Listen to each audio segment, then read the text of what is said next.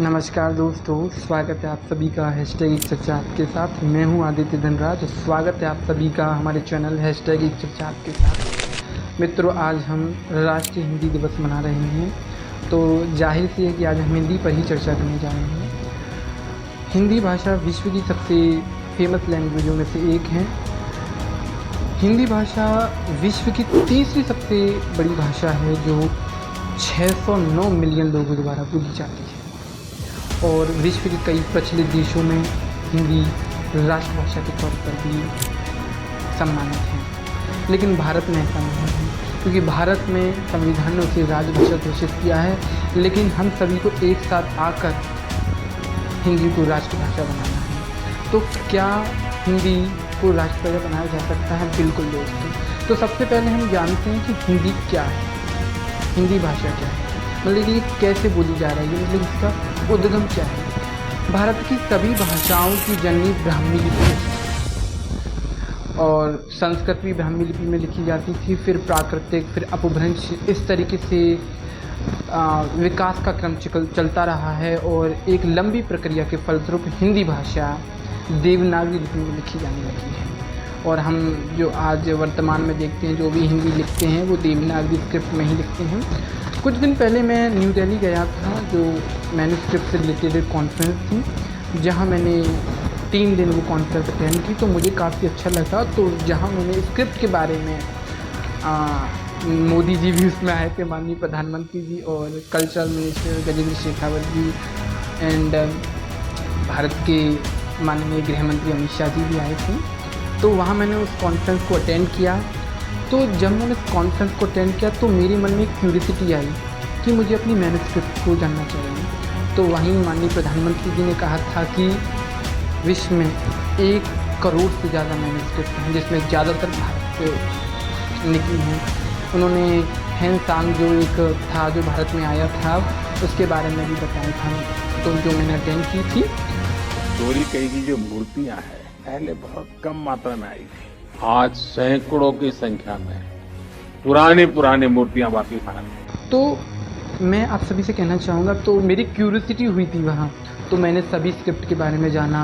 वही मैंने जाना कि किस प्रकार से ये स्क्रिप्ट लिपि, मतलब कि किस प्रकार से ये लिपि आज आई हैं और किस प्रकार से जो भारत के पड़ोसी देश हैं वहाँ किस प्रकार की लिपि लिखी जाती हैं, जैसे मलयालम, कन्नड़, कोंकणी एंड उड़ीपी, उड़िया की उड़ीपी, एंड मुझे नहीं पता उड़ीपी कहते हैं, लेकिन ओडिशी होती होगी, लेकिन ओडिशा में बोली जाने वाली, और तमिल, और जैसे कि अपना पड़ोसी देश है Myanmar and Sri Lanka, Nepal and कई जो पड़ोसी देश हैं, वहाँ आप देखते हैं कि स्क्रिप्ट हमारी जो लिपि है वो थोड़ी भिन्नता है। तो मेरी क्यूरियोसिटी थी, तो मैंने वहाँ जाना।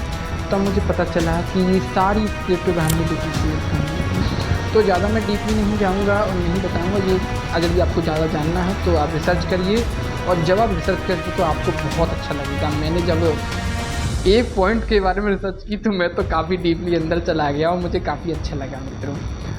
तो हिंदी भाषा 100 से अधिक विश्वविद्यालयों में बोली जाती है, विश्व के पढ़ाई जाती है एवं कई देशों में ये बड़ी ही उत्साह के साथ भारतीयों द्वारा बोली जाती है। नेपाल, मॉरिशस, श्रीलंका, फिजी एवं अमेरिका, कुछ कंट्री में ये बड़ी फेमस है, जो अच्छे तरीके से यूएई में बोली जाती है। तो विभिन्न देशों में हिंदी भाषा बड़े ही गर्व के साथ बोली जा रही है और भारतीय इसका उपयोग करते हैं। लेकिन क्या अपने भारत में हिंदी भाषी लोग हैं और हम बड़े उत्साह के साथ बोलते हैं और राजभाषा भी है, तो क्या हम इसे एक राष्ट्रभाषा के रूप में नहीं देख सकते? ज़रूर देख सकते हैं मित्रों। इसके लिए हमें एक साथ आने की ज़रूरत है।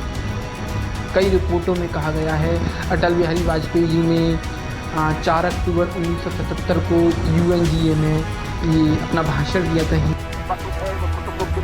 परिकल्पना बहुत पुरानी।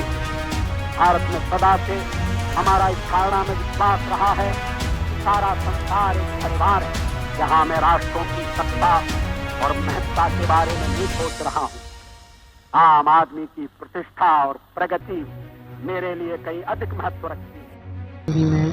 तो हम सभी यदि संकल्प ले, हमारे पूर्व प्रधानमंत्री यदि संयुक्त राष्ट्र की महासभा में हिंदी में भाषण दे सकते हैं, तो मित्रों हम सभी मिलकर हिंदी को एक राष्ट्रभाषा जरूर बना सकते हैं।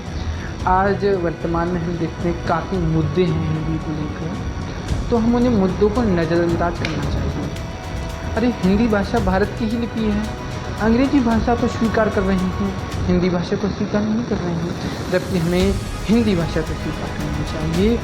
हम भारतीय हैं, हम तमिल को स्वीकार करते हैं, लेकिन हम एक भाषा को ही पूरे भारत में क्यों लागू करें?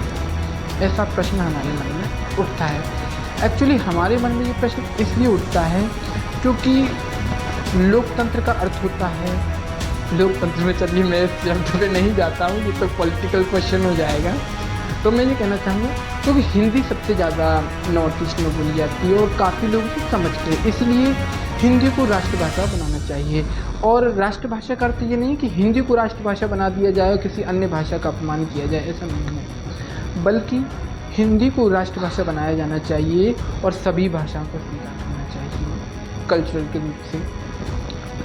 और मैं कहना चाहूँगा कि आज हिंदी दिवस है, ज़्यादा कुछ नहीं कहना चाहूँगा, केवल इतना ही कहना चाहूँगा, हम सभी को हिंदी भाषा बड़े ही गर्व के साथ बोलते भी हैं और बोलनी भी है और बोलते रहेंगे। लेकिन आज मैं देख रहा हूँ और हम देखते हैं कि आज हिंदी तो प्योर रही नहीं है, इंग्लिश हो चुकी है। तो हम कोशिश करें कि अपनी भाषा को बचाने का, प्रिजर्व करने का ज़्यादा से ज़्यादा कोशिश करें कि हिंदी के ही शब्द का प्रयोग करें। कुछ हमारी सरकार की भी गलती है कि, और इंडिया का कुछ इंफ्रास्ट्रक्चर भी ऐसा है कि इंग्लिश को बहुत ज़्यादा फेमस करते हैं कि नहीं, आपको यदि किसी भी देश में जाना है तो इंग्लिश बोलनी पड़ेगी, यदि आपको एक अच्छी तरीके से जॉब पानी है तो इंग्लिश बोलनी पड़ेगी। गलत है। आप जानते हैं चाइना के बारे में? चाइना की जो भाषा है, मैंने इसके बारे में रिसर्च की थी, हांजी होती है, और जो जापान में ही, जापान में उसे कांजी बोलते हैं। मैंने जापानीज़ भाषा पर भी रिसर्च की थी कि किस प्रकार से जापान की जो भाषाएं हैं वो 3 लिपि में लिखी जाती है, कांजी, काताकाना, हिरागाना। तो मैं उन पर जाना नहीं चाहूँगा। तो चीन जो है, चाइना भी कहते हैं जिसे हम, तो चाइना ज़्यादातर इंग्लिश को अवॉइड करता है, जितने भी काम करता है वो अपनी चाइनीज़ लैंग्वेज में ही करता है। और इसी के फलस्वरूप, क्योंकि उस कंट्री में एकता है, वहाँ के लोगों में एकता है, इसीलिए यूनाइटेड नेशन पर, यूनाइटेड नेशन की एक ऑफिशियल चाइनीज़ लैंग्वेज है, नहीं है तो आप सर्च करिएगा। तो ज़्यादा कुछ ना कहते हुए आप सभी को हिंदी दिवस की हार्दिक शुभकामनाएँ। कई देशों में हिंदी भाषा बोली जाती है, हम सभी एक साथ आकर हिंदी भाषा जरूर। नमस्कार।